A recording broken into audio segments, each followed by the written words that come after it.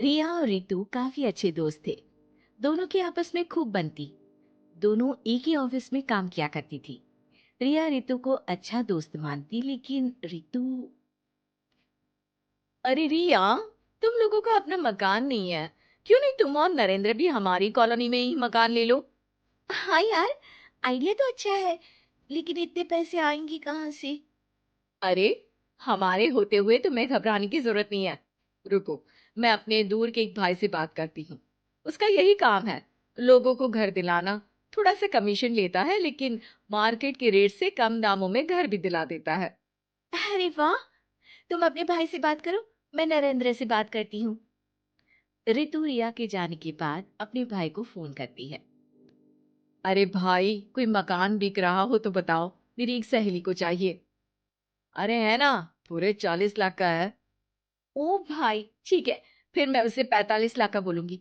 दोनों मिलकर 5 लाख का आधा आधा बांट लेंगे, ठीक है?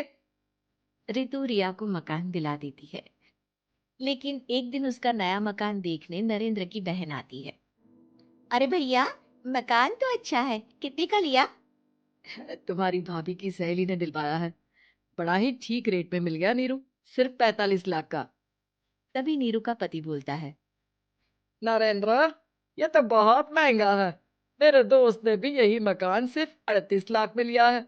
चलो, मैं तुम्हें उनके घर ले चलता हूँ।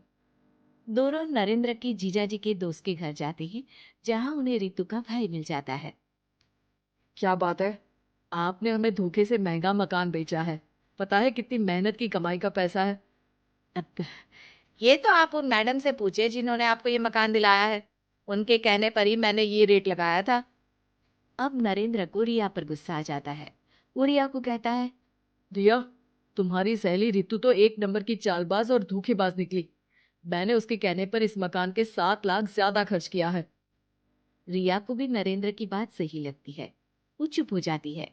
अगले दिन रितु रिया से मिलती है। रितु, मुझे तुझसे ये उम्मीद नहीं थी। तुमने 38 लाख का मकान 45 लाख में हमें बिकवा दिया। रितु अपनी पोल खुलती देख जोर जोर से रोने लगती है। अरे, मैंने क्या बुरा कर दिया? तेरा भला ही तो सोचा था। अरे, तुझे उस प्रॉपर्टी डीलर की बात पर भरोसा है, लेकिन अपनी सहेली पर नहीं। रिया को रितु के आंसू सच्चे लगते हैं और वो उसे शांत करती है। अरे अच्छा, शांत हो जा, चुप हो जा। सॉरी, हम लोगों की ही गलती है। हमें मार्केट में पहले रेट पता कर लेना चाहिए था। चल सॉरी। अब रितु आए दिन लोगों से रिया के पीठ पीछे बुराई किया करती थी। रितु अपनी ही दूसरी ऑफिस के सहयोगी से कहती है। अरे ये रिया भले ही मेरी अच्छी दोस्त हो, लेकिन एक नंबर की कंजूस है ये।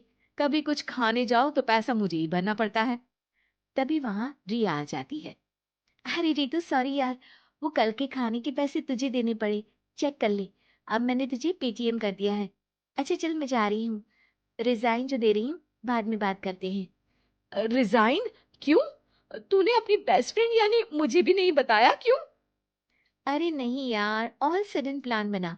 दरअसल ये नया घर का ईएमआई निकालनी काफी मुश्किल हो रही है, तो सोचा घर पर ही कोई बिजनेस कर लूं। अब इतनी थोड़ी सी कमाई में हो नहीं पा रहा है ना। अच्छा अच्छा, क्या बिजनेस करेगी?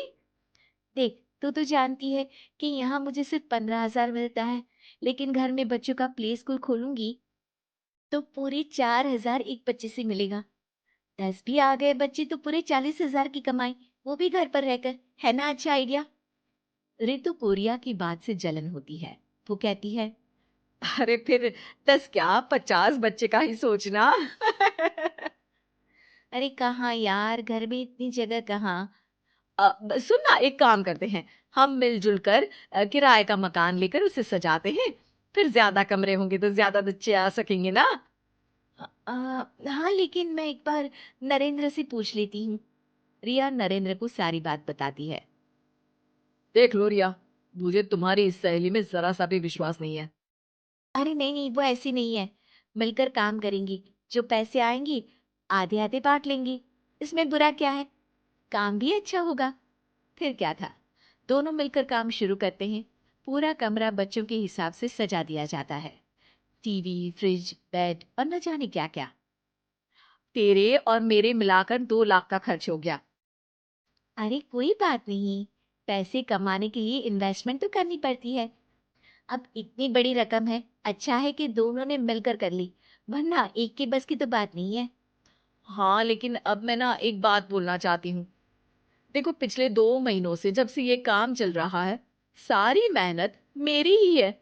मैं ही सारा दिन यहाँ का काम देखती हूँ। तो अब मैं तुम्हारे साथ ये काम नहीं करूँगी। अकेले मैं ये स्कूल चलाऊँगी। अरे ऐसे मत बोलो रितु, मैंने नौकरी भी छोड़ दी। थोड़ी बहुत सेविंग्स थी, वो भी मैंने स्कूल को बनाने में लगा दी।